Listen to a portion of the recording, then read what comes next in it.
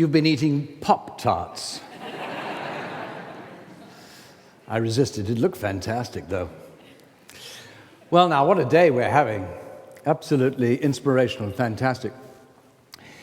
I saw Romeo Dallaire remark on these geese earlier on, and I considered these geese Canada geese. They're all over the world, you know. They're taking over the world. A bit like Shakespeare. Shakespeare surrounds us. The Shakespeare we're enormously familiar with, but the Shakespeare that we know and we don't know. And of course, every day we're quoting Shakespeare, but we don't know it. Shakespeare, we don't know a great deal about the man. What we know about him is generally through his works. He was a man, just like you and me. He lived his life, felt great joy and great sadness, tremendous success and great tragedy. In Canada, talk about Shakespeare surrounding us. We have the Stratford Shakespeare Festival in Ontario. That's the biggest theatre festival, I might add, in North America. We have, that's right. We have Bard on the Beach Shakespeare here in Vancouver. We got Shakespeare festivals in between. In America, Americans love their Shakespeare. You have Ashland, Oregon, lots of Shakespeare's festivals through America. You have the Globe in London, and of course, the Royal Shakespeare Company in Stratford-upon-Avon. So Shakespeare is alive and well. But since you leapt out of bed this morning, and you've had this wonderful day here, I'm sure most of you are very much unaware that you've been quoting Shakespeare all day. Let me give you a bunch of examples. First of all, I want you to do something for a change. When I point at you and beckon you on, I want you to say, quoting Shakespeare. Now, come on, with all that energy from the Pop-Tarts. Give it a go. Quoting Shakespeare. That's pretty good. Once more, even louder. Quoting Shakespeare. If you cannot understand my argument and declare it's Greek to me, you are? Quoting Shakespeare. If you claim to be more sinned against than sinning, you are? If you recall your salad days, you are? If you act more in sorrow than in anger, if your wish is farther to the thought, if your lost property has vanished into thin air, you are? If you've ever refused to budge an inch or suffered from green-eyed jealousy, if you've been played fast and loose, been tongue-tied, a tower of strength, hoodwinked, or in a pickle, if you have knitted your brows, made a virtue of necessity, insisted on fair play, slept not one wink, stood on ceremony, danced attendance on your lord and master, laughed yourself into stitches, had short shrift, cold comfort, or too much of a good thing. If you've seen better days or lived in a fool's paradise, why, be that as it may, the more fool you, for it is a foregone conclusion that you are, as good luck would have it. If you think it is early days and clear out bag and baggage, if you think it is high time and that is the long and the short of it, if you believe that the game is up and that the truth will out, even if it involves your own flesh and blood, if you lie low till the crack of doom because you suspect foul play, if you have your teeth set on edge at one fell swoop without rhyme or reason, then, to give the devil his due, if the truth were known, for surely you have a tongue in your head, you are? Even if you bid me good riddance and send me packing, if you wish I was as dead as a doornail, if you think I'm an eyesore, a laughingstock, the devil incarnate, a stony-hearted villain, bloody-minded, or a blinking idiot, then, by Jove, oh Lord, tut, tut, for goodness sake, what the dickens, but me no buts, it's all one to me, for you are... There you are.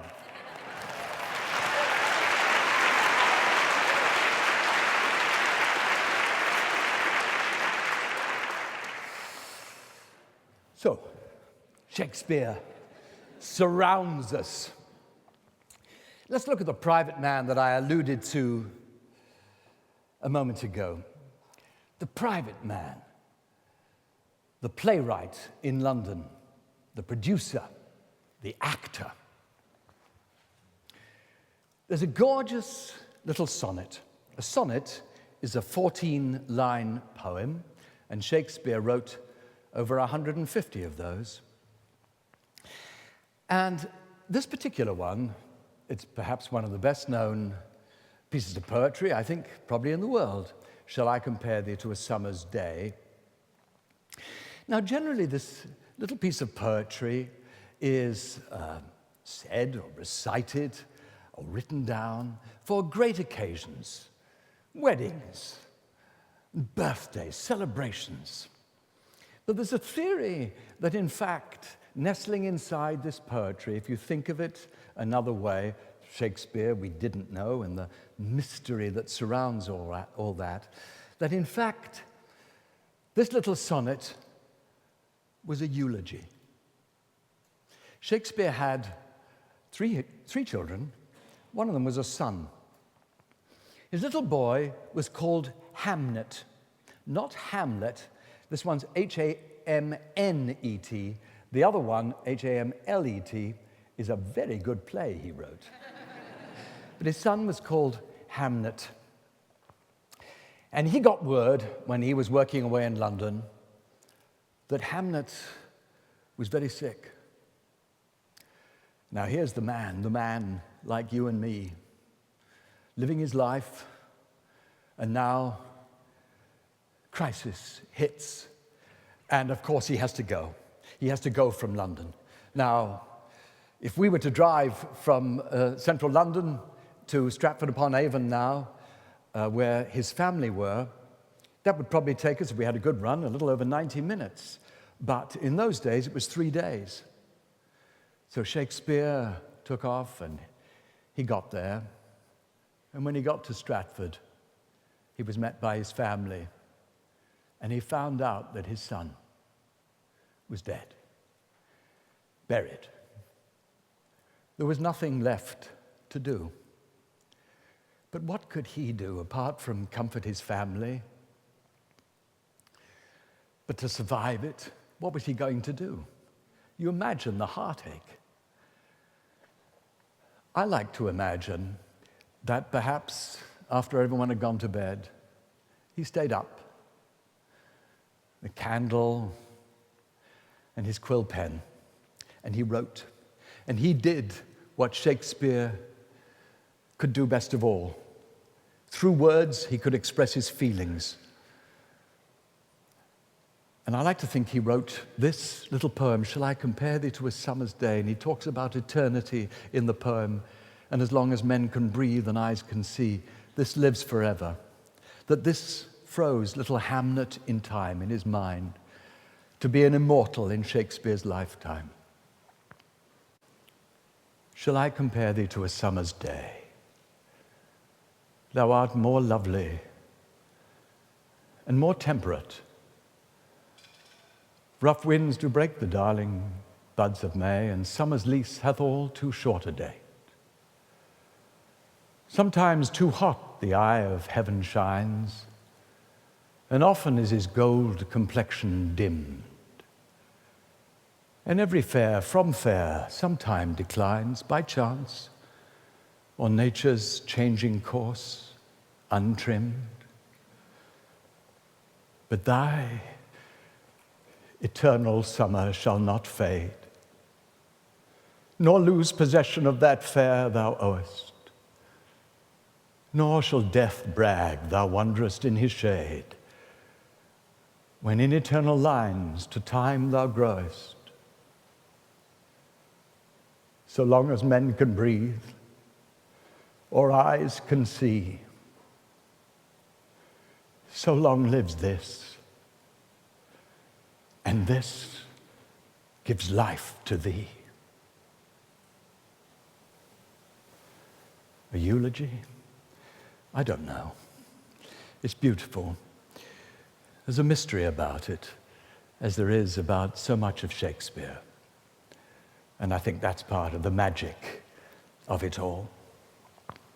Now is the winter of our discontent. Now is the winter of our discontent.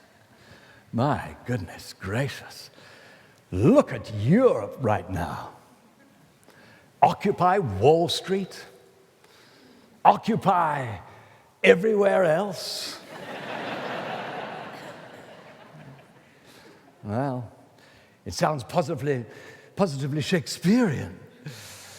But in times like this, when there's so much going on in the world, and it's all so deeply complicated, this is a time, I think, that if we could skip forward 400 years, that Shakespeare would thrive. This is a time for great initiative, great inspiration, great leadership. This is time for heroes, I think, to help to show us the way. Shakespeare was rich in heroes, too. Look at Henry V. We happy few, we band of brothers. Wonderful stuff. And then, now is the winter of our discontent. Who was that? Richard, Duke of Gloucester. It's the opening line of Richard III. Richard III. What does he want? He wants trouble. He wants trouble, and he doesn't care. He's willing to risk everything. Talk about being bold. His eldest brother is the king. There's another brother in between. The king has two prince sons. So Richard, Duke of Gloucester, the younger brother, is never going to be king, not unless something fantastic happens. But he's going to force that. And he tells us all about it off the top of Richard III. Malevolent, dangerous. But nevertheless, we as an audience, he seduces us. We become complicit in his dreadful plans. And it's the most extraordinary feeling sitting in the audience, watching him, Richard, lay waste to all these people and sitting there thinking, yes, yes, yes. It's an awful feeling. Richard III, deformed, as he calls himself, the traditional withered left side, the crook back. Now is the winter of our discontent, made glorious summer by this son of York, and all the clouds that lowered upon our house in the deep bosom of the ocean, bedded. Now are our brows bound with victorious wreaths, our bruised arms hung up for monuments, our stern alarums changed to merry meetings, our dreadful marches to delightful measures. Grim-visaged war hath smoothed his wrinkled front, and now, instead of mounting barbed steeds to fright the souls of fearful adversaries, he capers nimbly in a lady's chamber to the lascivious pleasings of a lute. But I, that am not shaped for sportive tricks, nor made to court an amorous looking glass, I, that am rudely stamped, and want love's majesty to strut before a wanton ambling nymph, I, that am curtailed of this fair proportion, cheated of feature by dissembling nature, deformed, unfinished, sent before my time into this breathing world scarce half made up, and that's so lamely and unfashionable, the dogs bark at me as I halt by them. And therefore, since I cannot prove a lover to entertain these fair, well-spoken days, I'm determined to prove a villain and hate the idle pleasures of these days. It has been a hard days, night. And I've been working like a dog. It's been a hard day's night, and I should be sleeping like a log. But when I get home to you, I find the things that you do will make me feel all right.